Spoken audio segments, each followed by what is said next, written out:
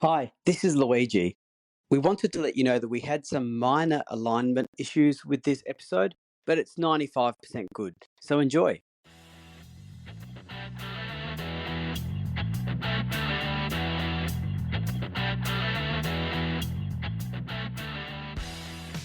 Hi, welcome to the F1 Time Portal, a Formula One history podcast started by two Formula One geeks. I'm your host, Rosa. And I'm your Lola host, Luigi, and today we're taking you back to the fifth and final part of the 1970 season. So let's go. Hello, Lola. Yeah, I was going to say, unlike Cecilia from the last episode, you didn't know the song, and No. I'm sure everyone was going, "Oh my gosh, how could she not know that song?" Yeah. you know this song. I know Lola. Yeah. I do know Lola. Oh, so that was a big hit in 70, was it? Yeah, so we talked about it because Lola launched in the 60s. It was before its time. Yeah. Yes. Then it was named after the song, but it was the other way around. Yeah. Yeah, so final part. It's been a long season. Lots happened. It has been, yeah. And Lots more we've got races. 2 races to go, and we've got Jackie Ickx really looking like the Yes. contender to take the championship but he needs everything to go his way. Yeah, and we've got Jochen Rindt hanging on to his lead that he's amassed before his very tragic accident. Yeah, and Lotus, what they're gonna race in this race, Louis? I hope so. They can't just. Okay, they can't just go missing. We'll see. So we're up to the 12th race of the season, the United States Grand Prix at Watkins Glen. It's the 4th of October, 108 laps, 27 drivers, and a 2x2 staggered grid. So which 2x2 staggered is what we have today pretty much. So today being 2025. So there was a large contingent of 27 drivers attending this race, and the race organisers made a radical decision allowing the fastest 24 to enter. Oh, that's so boring. Come on. Where's you have to have had like so many years as a manufacturer, you needed to be Italian, I don't know. Where's all that gone? This is like, what? The fastest 24 can enter? That makes no sense at all. That's just ridiculous. This is not in keeping with the 70s or the 60s. Right. Yeah. How boring of Canada. Yeah, no, United States. Oh, sorry, United States. Yeah. So there were a few team changes, with the main one being that the Lotus team were now back. Okay. Led by the young... One of us has got to look. Maybe you can look it up, Rosa. I'm going to look up how old is Emerson Fittipaldi? Because they talk about him being the young driver, and this is 1970. How old was young considered young? Do you know what I mean back then? Because in the era where we've got Max Verstappen making his debut at 17 and all that sort of stuff, it's a different young. So they've got the team led by Fittipaldi and new driver Reen Wissel, because Moles had been dropped in the meantime. So we didn't hear much from him. We didn't hear much from Moles. He was born in 1946. So what 20, is he? 20-something? 24. Yeah. About 24. He's 24. That was considered the young Fittipaldi. Yeah, okay. Isn't that interesting? There you go. Very interesting. 24 is like you've already been dropped by Toro Rosso. And your career is sort of over. And you've probably done 100 races. Exactly. The world has changed. So to first practice, Stewart started where he left off in Canada, using the March chassis. So he's obviously still playing with both cars. And he set the fastest time because his Tyrrell chassis was being repaired. The so far unreliable Tyrrell chassis, you mean? It's not the BRM H16, but it's getting close. Yeah. So Ickx, we'll see. I still want to see if we can. I wonder if Bernie Eccleston. Did we talk about that offline? No, we talked about it in the last episode. Yeah, we did. I still want to buy that. You want to buy one? It'll go cheap. It'll go cheap. Yeah. I agree. No one's going to want that H60. And the freight to send it to Australia, very heavy. Yeah. So Ickx in the Ferrari was now busy testing the new Firestone tyres. And towards the end of this 4-hour session, he was over a second faster than Stewart. And Stewart was now in the Tyrrell chassis because the March one was quite a bit slower. So he did finally adopt it. Yeah, but I think the Tyrrell chassis did break on him. So he's not having a good time. And did you say a 4-hour session? Well, what was the other race? Had 10? 11. Yeah, 11. Yeah. So we're in the. I guess when you've got that many hours, you can let all the cars on the track. That's true. Yeah. Okay. You can even break the session into halves. 3? Yeah. You guys know, then you guys go. The Italian teams can go together because they won't be anti each other. The British teams, yeah. The French teams, all the marches. Yeah. Yeah, all the marches will have their own session. It'll be like being the winner of your little sub-segment. That's right. It's like the World Cup group stages. Yeah, that's right. Yeah. So as usual, on first practice, many cars were resolving issues, and that included the McLaren Alfa Romeo that was having quite a few engine challenges. Yeah, that just doesn't sound right, does it? The McLaren Alfa Romeo. No, it sounds weird. wrong. Yeah. So on Saturday practice, it rained right away, so there were no competitive times set. However, with 30 minutes left of this session, the track dried, and in the final 10 minutes, it did become hectic, and it was all on. So imagine 4 hours. And this. So 3 hours of 50 minutes, nothing. Yeah. Rain, and then 10 minutes. Yeah. Quick. Yeah. Yeah, that's pretty funny. So despite this last-minute rush, nobody could get close to Ickx's pole time from the other day, or Stewart's second fastest time. And Fittipaldi did the best by moving his Lotus up to third, and Rodriguez in the BRM was fourth, and this actually pushed Eamon down to fifth.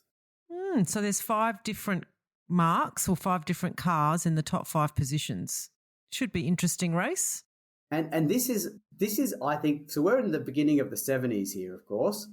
I think this is something that we're going to be saying a lot in the 70s. There's a lot of one drivers in one teams rising to the top, which we didn't see so much in the 60s. No. So to race day, there was some uncertainty as there were heavy dark clouds hovering over the circuit. And for some time, there was concern as to what tyres to use. So just before the warm-up laps, the dark clouds lifted and we had a normal race start. So the drivers wore dry tyres. We haven't had a wet race this season. Remember that season where pretty much every single race was wet?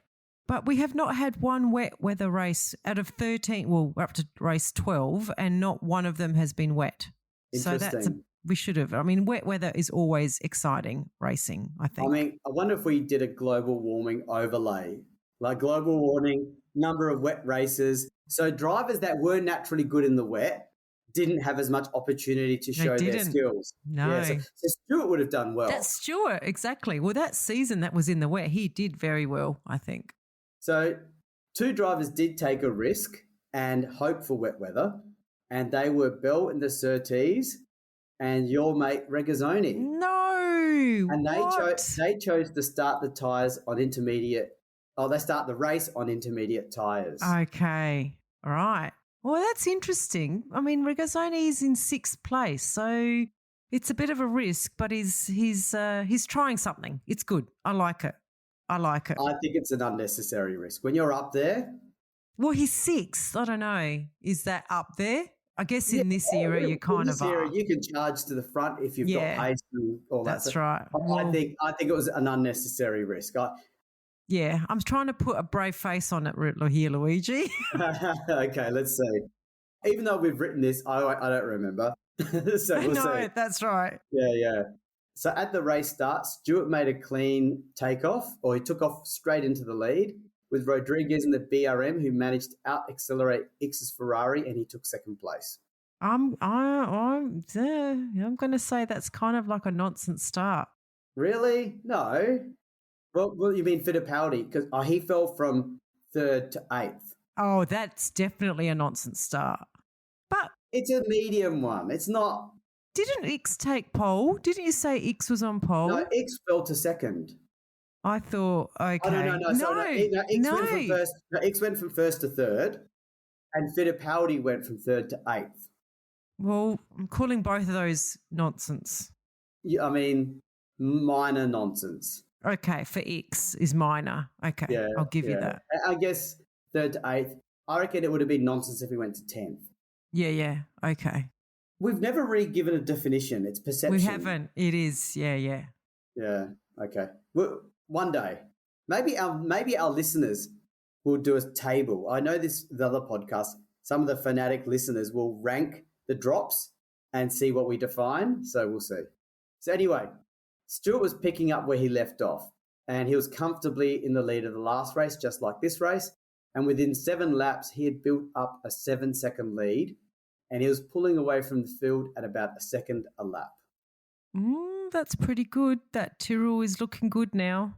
Looking ominous for 71, isn't it? It is, yes. Meanwhile, second place Rodriguez was enjoying the very close attention of the Ferrari pair of Ickx and Regazzoni. Ooh, on those intermediates, he's all right. He's doing well. Yeah.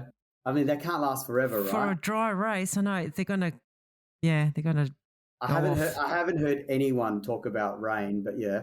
No. It took until lap 16 for Ickx to finally pass the BRM of Rodriguez for second. And then on lap 17, Regazzoni followed suit. Okay. Yeah, so those That's intermediates. good. Yes. So now with clean air, the Ferraris were still unable to make any impression on the leading Tyrrell. I feel like you're enjoying that, Luigi. It is good to hear. I mean, Stewart's finally got a car that could reflect what he can bring to the table, right? So by lap 30, Stewart's lead was steady at 25 seconds ahead of Ickx. So he was killing it, 25 seconds. And Regazzoni was starting to sit 5 seconds behind his teammate. I mean, this is a 108-lap race, so the leading drivers are already spaced out. But it still feels exciting. It feels like an exciting race. The last race was medium exciting. So the race, while it's becoming a bit flat now, is starting to come alive now because at about lap 38, Regazzoni was forced into the pits to have a tyre replaced. You were right. Too much of a risk. Yeah, for a leading driver in a top car. So by lap 38, Regazzoni was in the pits dealing with car issues though as well. Yeah. So he had an ignition box issue. And while he's not in the leading group, of some concern was Hill. In his Rob Walker Lotus, he had to stop again as his clothes were soaked in fuel, causing discomfort. Again, that is like the third or fourth time we've heard of this happening. That safety bladder is, I think they should take the word safety out and call it a leaking bladder or a dangerous bladder. A prostate bladder. Yeah. So Hill actually, when he did his pit stop, so when they said causing discomfort, physical discomfort and no doubt mental discomfort, like I'm soaked in fuel in a Formula One car that goes up in fire easily. So he actually changed his outfit when he went to the pits. Okay, but did they actually stop the fuel soaking his outfit issue? Like, does he have to come into the pits and change his outfit every 10 laps or something? Yeah. Well, it could be the fuel was at a high level, so it was leaking over some sort of... maybe. Imagine the fuel tank was a bucket and it was splashing over the top. It was overflowing. Yeah, and once it goes down, it stops splashing onto his outfit. Because that's how fuel tanks are, like open buckets. So I'm going to watch out now for you telling me that Hill runs out of fuel at the end of the race. Let's see. So one day we'll do a deep dive. We never know. So the drama continues though in the race because at about this time, so we're still at lap 38 of, 108 we said? Yeah, 108. Ickx had his own fuel dramas because there was fuel leaking from a union in rabbit's ears on the outside of his car. What's a union? I tried Googling it. It's like a join. I don't know. I couldn't find anything, and it could be a typo or it could be reference to a connection of two things, like union, like a marriage or something.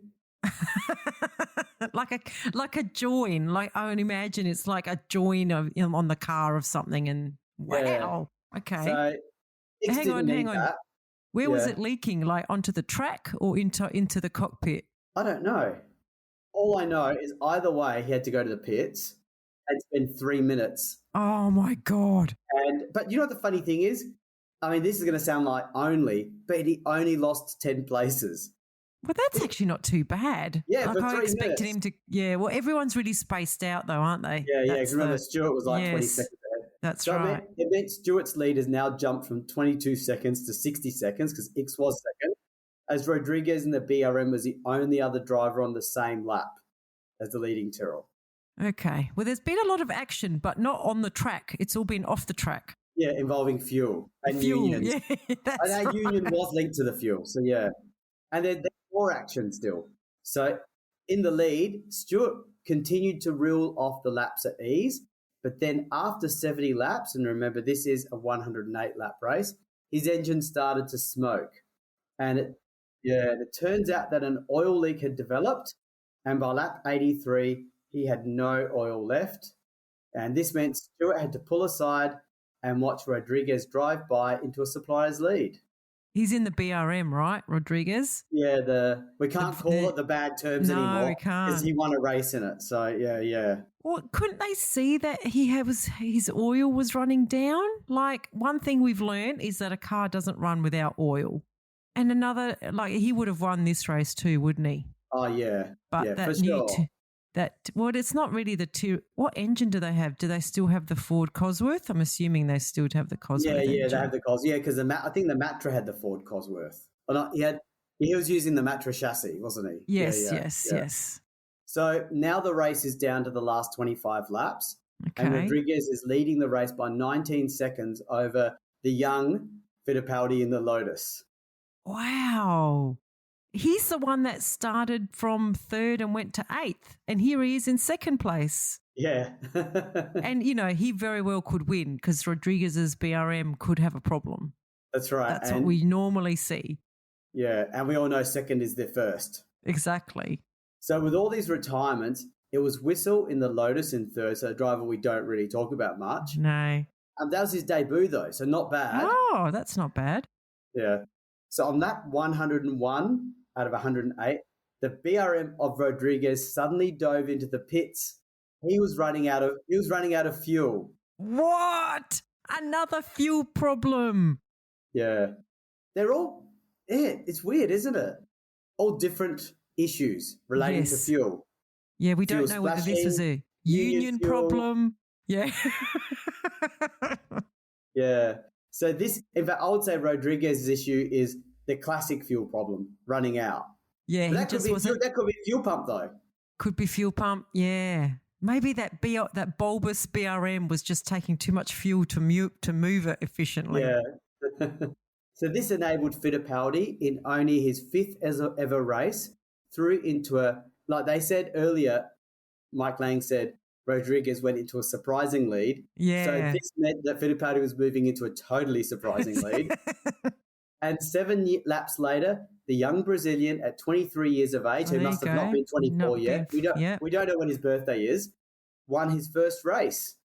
And Rodriguez had to be content with second, so he's obviously spluttering his way to the end and was nearly 40 seconds back. So, yeah. Whistle in the other Lotus on his debut came third. And amazingly, Ickx worked his way back up to fourth despite that 3-minute pit stop. And he was 1 lap behind the winner. Wow, that was exciting finish. And Fittipaldi, that's so good. Yeah, confidence and luck and all that stuff. So also this race win also clinched the Constructors' Championship for Lotus. And because I think Ickx had to win it. So I think it also secured the championship for Jochen Rindt. So the only way that it could have been taken from him was if Ickx won this race and the final race of the season in Mexico, which he didn't. So he didn't, but Ickx could have easily, if things just slightly went his way, because he could have inherited the win from Stewart, because Stewart was going to win it. It's just yes. So I'd say that I'm glad to hear that. To be honest, I think it's the right outcome. If Jochen Rindt hadn't had that accident, he would have continued to dominate the year and extend his lead, I think. So I think it's the right outcome. But anyway, so on to the standings. We've got Jochen Rindt on 45 still. Jackie Ickx is now on 31 with that 4th place. Regazzoni's on 27 and Stewart and Brabham are still stuck on 25. Well, they haven't scored points for ages. Yeah, they haven't, because Jackie's been messing around with the Tyrrell and And that Brabham has just not been competitive. Not at all, yep. So, the Lotus Ford on the constructor side is on 59. Ferrari's second on 46. And March is on 45 and the Brabham's on 35. Interesting. And just a quick point about Jackie Ickx is second on 31 points and Regazzoni is on 27.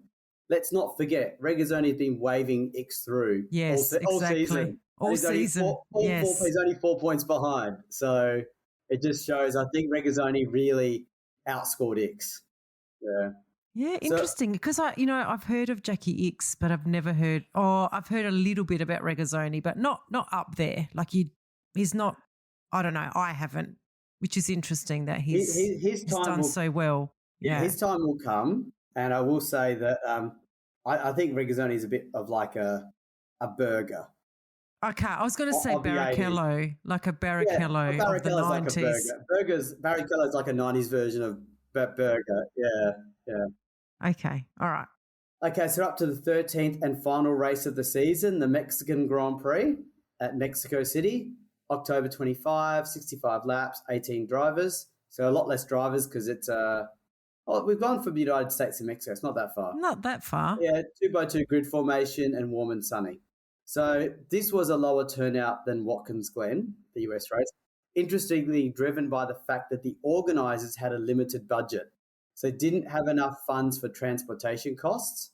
And also they were paying teams out based on starting money, which is unlike the US race, which had prize money allocated according to finish position. Why? I don't know what's better, starting money or finishing money. It's like capitalism versus socialism. Yeah. Sort of. Yeah. We don't see this get mentioned much in the books, but the race group was organising transport and costs or covering it. That was surprising. Yeah. I thought the teams had to organise their own transport. I'll make a bet that's the way it is now. Yeah, probably. But back then there must have been some sort of, maybe for countries that were near each other and you could truck it down. Yeah, I don't know. Maybe it was like incentive for tracks to get teams there, Oh, anyway. Interesting. Yeah. So interesting reason why not as many people turned up, and also the championship was not on the line anymore. No. So as this was the last race of the season, there was little in the way of new cars, but due to the altitude, they were using high altitude fuel metering cams, which some teams experimented with larger air intakes, and no doubt we'll hear something about fuel altitude problems, because why not? You know what I mean? Yeah. A new way to retire with fuel. Okay, got it. So a major announcement was made on the Friday afternoon. So this is the last race of the season. Jack Brabham, triple world champion, announced that this would be his final race. See, I told you he wanted to retire, but wow, he left that announcement pretty late, last race of the season. He clearly didn't want a huge fuss made about him. But he won the first race of this season, remember? And then he came like second in like the second race. He was looking like a contender. He was. And then that Brabham sort of fell away a bit. It did. Rolf Stommelin was getting the praise. Yeah, that's right. Him. But yeah. A typical Aussie. He left at the last minute because that's how you don't make fanfare about it, by not telling anyone. Don't tell anyone, yeah. And in this moment for the future, I wish Graham Hill took a leaf out of this.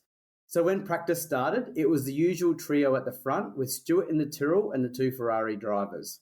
And on Saturday's practice, Ickx had engine problems and so therefore was compromised in the battle for pole.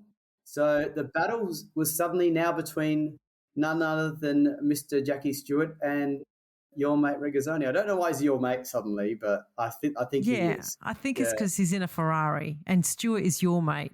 Yeah, so it's our two mates. Yeah, for some reason I can't give you Ickx though. I don't know why. No. So it seemed that Stewart had secured pole once and for all, but then Regazzoni, right at the end of Saturday practice, set a faster time and just managed to snatch pole by 0.02 seconds. Wow. So Ickx secured third and Brabham a fine fourth in his final race. Well, that's pretty good. Brabham, like I said, he clearly wanted to leave on a high. So good on him. Yeah. You know what I like when they say, someone got pole by 0.02 and all that sort of stuff. I always like it when they show you what that is physically. They show you it's like half a tire nothing. or something. Yeah, exactly. Yeah, and you go, wow, that's how tight it was, Yeah, so it is great to see Brabham in this good position. So to the race day, there was a huge crowd in attendance. And we're talking 1970. And when I think of reference, the crowd in attendance was 200,000, right? Wow, that's big. For one day. Big. Yeah, for one day. You and I have been to the Melbourne Grand Prix together and separately, and they celebrate 150. So we're talking 50,000 more than it used to be, you know. So there was a concern, however, because when you've got 200,000, what I would call enthusiastic spectators, they tore down fences and barriers to get closer to the track. Bottles were thrown onto the track as they became impatient for the race start, and there were even concerns that a riot would start. Jeepers. I mean, it's awesome and passionate support, but perhaps a little bit too far. Yeah. So the race organizer, obviously Rodriguez was their hero. Yes, right? yes. So the race organizers sent out Rodriguez and Stewart around the circuit, tell the crowd to move behind the barriers and to allow time for the broken glass to be cleaned up. What? At least you know what? At least they cleaned up the broken glass. Let's give them credit for that, you know? But were they just sent out like to walk, or were they in their cars, or were they in like a No, they were in a bus? truck or something. I think they were on a truck or something where they could be seen from the crowd. And so that's how they did it. And essentially, I love the way it was considered by Mike Lang, that the track was thought to be as under control as it was possible to get. So the drivers lined up. And if they didn't go, the riot would have happened. There would be a riot. Starting the race was to stop the issue. That's right, yes. But I think if you look this up, which I think I did back when we wrote this, I can't remember now, the first image you see is literally people sitting on the grass banking right next to the track. It's like back in the 1950s. So obviously the new safety regulations about 3 meters behind barriers hadn't reached Mexico yet. No, and when you were talking about that at the beginning of this 1970 season, like 5 episodes ago, I remember thinking, I don't remember that always being the case. I remember something bad happens, and this is it. So I knew I knew that it hadn't gone to plan. No, yeah. So the race finally started over an hour after the scheduled start time because of the crowds, and Regazzoni stormed into the lead from pole position, followed closely by Stewart and Ickx.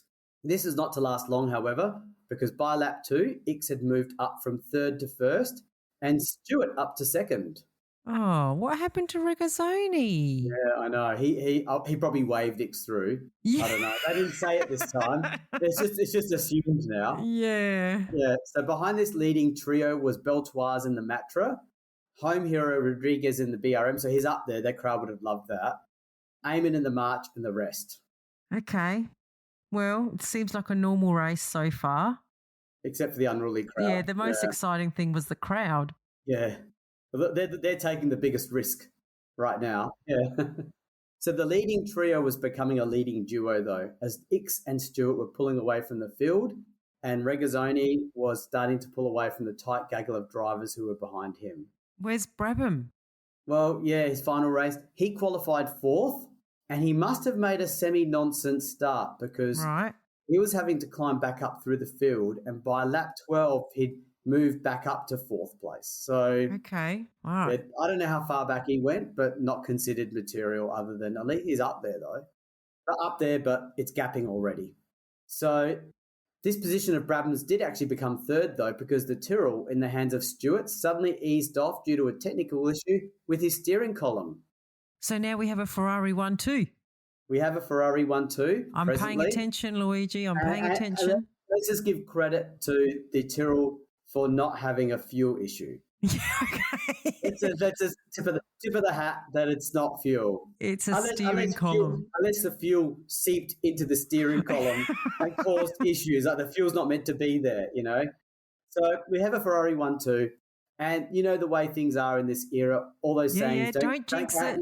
Don't count your chickens, blah, blah, blah. So at half distance, Ickx was 15 seconds ahead of Regazzoni, who was himself 27 seconds ahead of Brabham.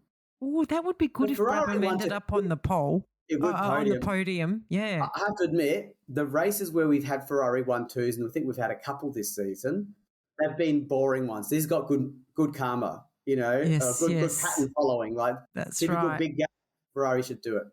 However, Brabham's position in 3rd was less secure as he had a very motivated Holm in the McLaren in 4th place.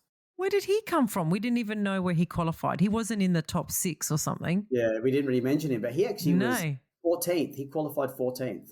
Wow. And what about our Mexican home hero, Rodriguez? He was sitting in 7th place at this stage, and he was struggling with a misfiring engine, which is a real pity. Probably told to stay out there even with that misfiring engine because the crowd would like to see him retire. Probably for the crowd's sake, they said, just keep going, man. So just flagging that while Stewart did have that steering column issue, he did get it repaired. And then he was back in the race. Remember Ickx in the last race had a 3-minute pit stop? Yeah. So I guess Stewart's taking a leaf out of that book, but he was in nearly last place. But he actually was keeping pace with because he had the pace in hand. So he was keeping pace with Regazzoni in second, and in fact, he even unlapped himself. And he was driving like this for quite a while until an unusual event took place, and something we have seen before, maybe once. Really? Okay. It's not going to be good though, is it? It's going to be not good. Let's see. A dog darted out in front of the Tyrrell. Yeah. This bent his front suspension. There was no mention of the dog, but I suspect that the dog has gone to doggy Valhalla. Is that how you say it? Valhalla. Valhalla, yeah. Valhalla. Oh, we do seem to have we have seen that a few times before, I reckon, where dogs start out in front of the cars. Yeah, I suspect he died. What's with the Valhalla, Luigi? Oh, well, I'm an atheist, so I'm just going with... Okay. It still means heaven. It still means... But it's like a word that people don't go to that place now. They go to heaven. I think people, don't people in the Nordic countries still call it Valhalla? Oh, do they? Okay. Well, I think so. I guess to us Western people, it just sounds cool and funky, and it's in Viking TV shows and stuff, Okay. So I thought I was on trend, So we may not do an obituary for that dog. No, because the dog didn't have a name. Yeah. Mark our respects for him now. So or her could have been a female dog or too. her, yes. Yeah. So now we're up to lap 53 of 65, and unfortunately Brabham's final race ends. Yeah, poor guy, as his engine blew.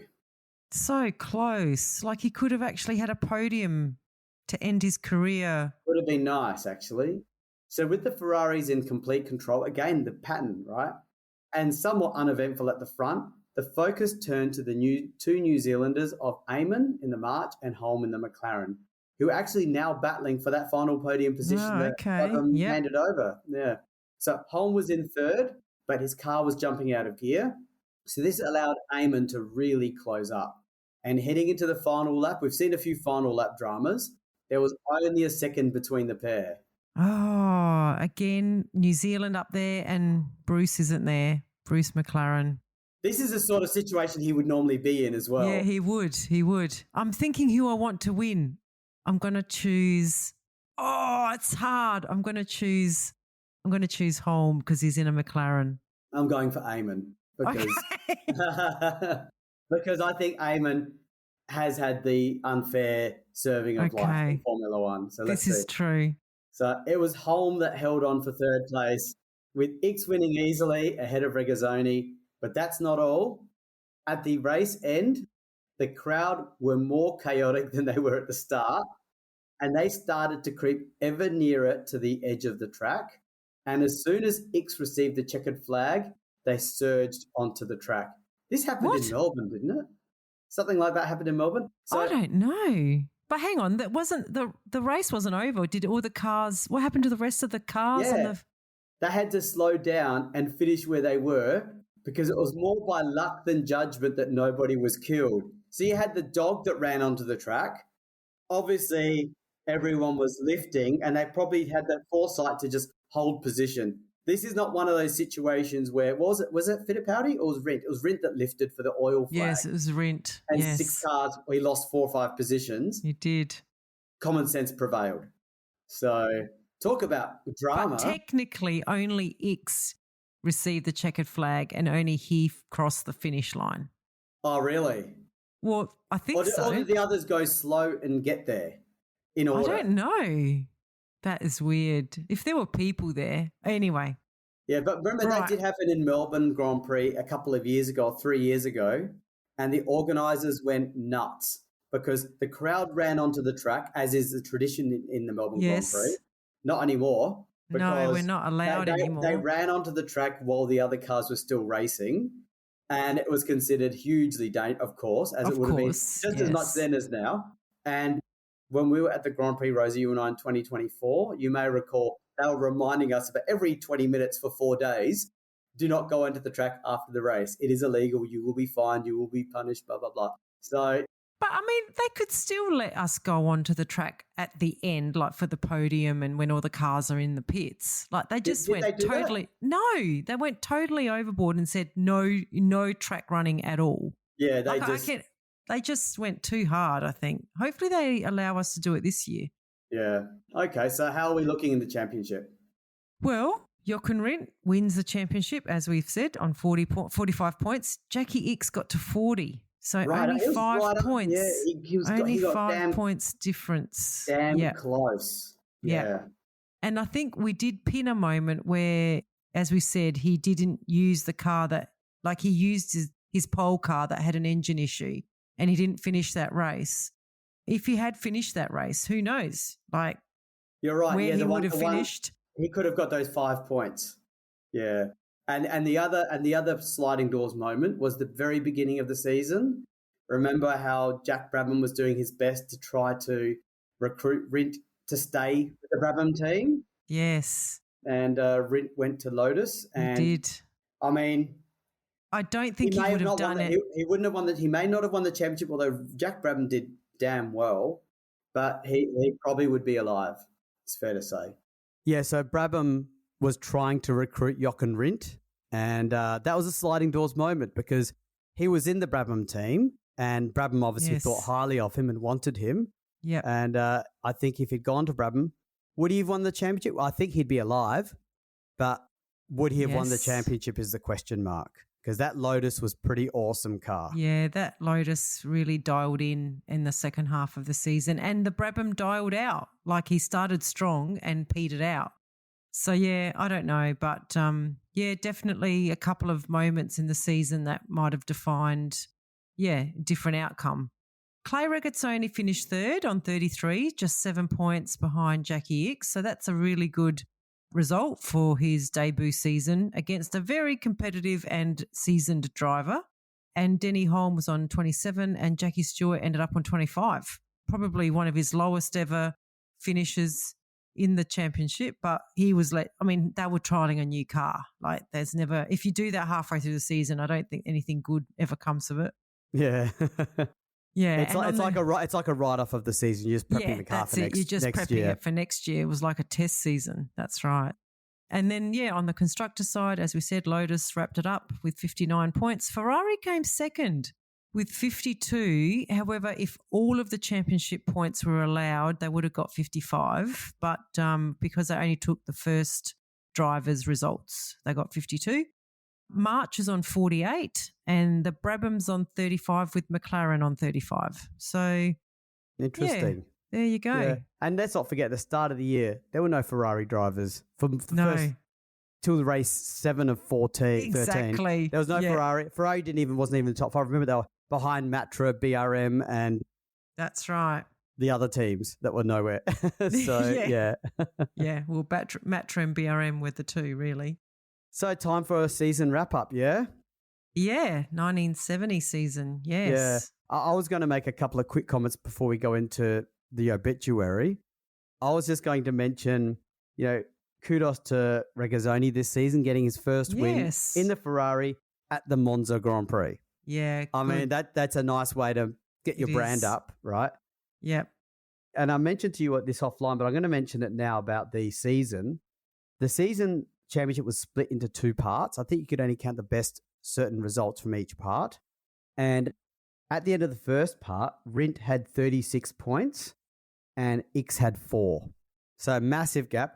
In the second part, obviously, the unfortunate Rindt, he got 9 points and Ickx got 36. So they both got 36 on each side. So it all came down to the 9 points that Rindt got in the second half, which was the win at Germany, and the 4 points that Ickx got in the first half, which adds even more weight to what you said about should he have gone in that faster car. But he wouldn't have thought he was in the championship running because he only had a few. He was like 30. He had 30 something points behind. Ickx. He wouldn't have thought he was in the running. So why would he play that game? So yeah, that's right, exactly. No, it's 2020 hindsight from us. Like we can see the finish and we can go back in history and go, oh, if only they'd done that. If only they'd done that. But yeah, but it's still interesting how these moments change the outcome of a season. Yeah, they really do. So we wrap up the season. That was my little intro to the wrap up. So we have to talk about Jochen Rindt, unfortunately. Yes. Not the way we wanted to. No. He has the unenviable record of being the first, and we hope only, Formula One posthumous world champion. So he started his career in 1964, but it wasn't until 69 when he joined Lotus that Rindt found himself in a genuinely competitive car because he won his first race in the 1969 USA Grand Prix. Yeah, like I think I mentioned it during one of our episodes that he's kind of found himself going to successful teams when they were on a little bit of a downturn. Like he was at BRM at the wrong time, I think. He was in BRM for a while and then he was at Brabham for a while, but after they were coming off their big years and they did nothing. So, yeah, I sort of felt like his talent and wasn't actually ever come to fruition until this year, until the 70s, where he was in a good car and a good team. And then he had the ultimate, really bad luck. And the accident took his life. So I feel bad for him, but he's a big name. And he was always chased by the top teams. Even though he was unlucky with some of the team moves, he was sought after. And I mean, he joined Brabham in 68 after they won 66, 67. Who would have thought that was going to be such a bad year for Brabham? He was joining the top team. Yeah, that's right. Pretty much, exactly. Yeah, exactly. So he was also very concerned about safety. And remember, he wrote a letter to the organisers after that big accident that he had in Spain due to the wings. And he was an advocate as well for safety. And I think, like we also did hear that this year he was considering retirement. He'd seen an accident take the life of his friend, Piers Courage. So, yeah, he was very kind of emotionally aware and sensitive to that aspect of racing. So he competed in 62 races, won 6 and achieved 13 podiums. And he also a lot of won, success. Yeah, it was good percentages. And he even won Le Mans in 1965 with Maston Gregory driving as well. And the impression I got was I thought he'd won more than 6 races because he was always up there. He had a lot of retirements. There. Yes, he did. He was unlucky. He was always out for some silly reason, not because of him not spinning off, but the car being let down. No, yeah, exactly. And like you said, up there with Stewart as a safety advocate. And the cause of the accident was questioned and investigated by the Italian authorities. Of course. And a number of factors were indicated as the cause, being a poorly installed guard railing, car failing, which led to Rindt hitting that guardrail, and finally the seatbelt configuration. But Rindt was in the habit of using what they called 4-pronged seatbelt versus the 5 and crotch strap version. And because he wanted the 4-strap one because it enabled him to get out of the car quickly in case there was a fire. And it was a strap configuration that was the main issue of his passing. So it's a juggle, isn't it? Because he was worried about the fire, the fuel. We saw the fuel issues for 1970. Yes. So I get where he was coming from, but it looked like times had changed and it was time to be staying in the car. Although it was still a bad time to be in the car if you had an accident, Yeah. But as we said, the investigation on his death did cause further safety seat belting configurations to be used. So anyway, and just a very loose connection to today's Formula One, Rindt's interest in motorsport pretty much started when he visited the 1961 German Grand Prix at the Nürburgring with school friends. And you'll never guess who one of his school friends was. It was Helmut 1961. Marko. Helmut Marko. No way. Isn't that freak? That is freaky. Yeah. Wow. Yeah. And Helmut Marko is still on the grid today. Like he's not 2025. He's in the team. Yeah. in 2025. He's a consultant or something for Red Bull. Yeah, I don't know. Oh, it's is hard to define what he is, other than he's so important that Max Verstappen in the team has a clause in there that says if helmet goes, I go, or I'm free to go. Yeah, exactly. So. That's right. So to think that Rindt and him were school friends kind of puts it a lot in perspective in how young he was and how, that Rindt's no longer here with us. Yeah. Yeah. And one other throwback to today, or sort of a today, but it's less of a connection as Helmut Marko, was Rindt was also very good friends with Eccleston. We mentioned that in one of the race reviews. Yes. Eccleston not only acted as his manager, but also negotiated his driving contracts with Brabham and Lotus. And it was considered that Rindt had an eye for business and no doubt would have been involved in F1 management alongside Bernie Eccleston. How different would the world have been? Like, we'd have Rindt. We wouldn't be seeing Rindt in this different way. He'd be crazy old man making rules. You know what I mean? Yes.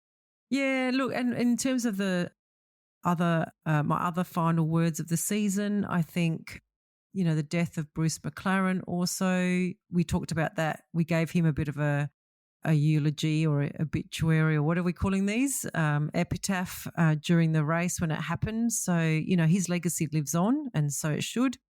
But yeah, 1970 was another big season for the evolution of cars. What we see today sort of started.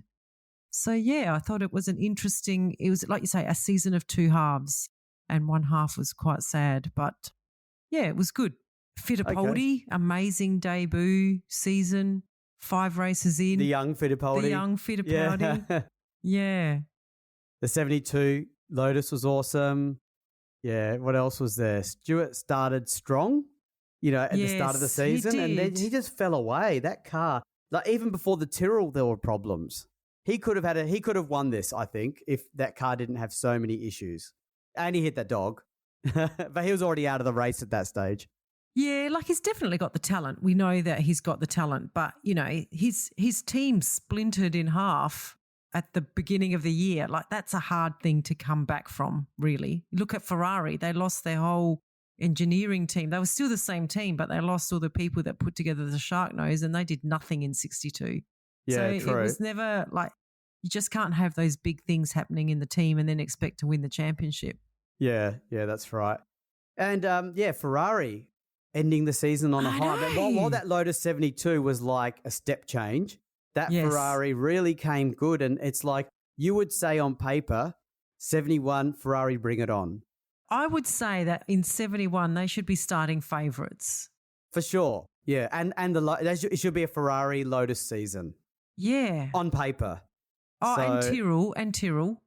Oh, but Tyrrell, they were fast but erratic. I would say they would be third favourites, if you know what I mean. Yeah, okay. Well, they've got Stewart, Like Stewart kills the Ferrari and Lotus drivers because Fittipaldi's still not, showing his... Yeah, he's an up and coming, but out of the Ferrari drivers and Stewart, you'd put Stewart ahead of all of those. So he just needs a reliable car. So it would be interesting, yeah. And look, and I still haven't read the 1971 research. So, and I'm not like Luigi. I don't know all of these results off the top of my head. So yeah, I can't even think what 71 would bring. So yeah. Yeah. Well, I obviously can't say, but I will say I would have said Ferrari, in theory, should just copy the Lotus 72 and should win 71. That's what I think. That's what I think should have happened. Now that could have happened. That could have happened. I'm not saying it did or didn't. I'm just saying based on this, that's what should have happened. Yeah. Okay. What I do know is that the 70s are not a very successful era for Ferrari. So unless I've totally missed. You've totally missed some bits, but big thing. Can't see it being Ferrari. Ferrari have a good 70s. Okay, all right. Let's put it this way: better than the 60s. Let's put it that way. It doesn't get much worse. You got through the 60s, Rosa. Well done.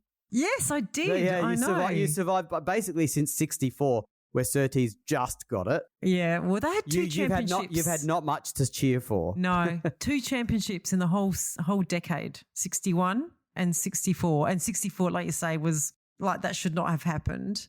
Clark should have won that. So, yeah, okay. Well, that's good. I'm looking forward to the 70s then.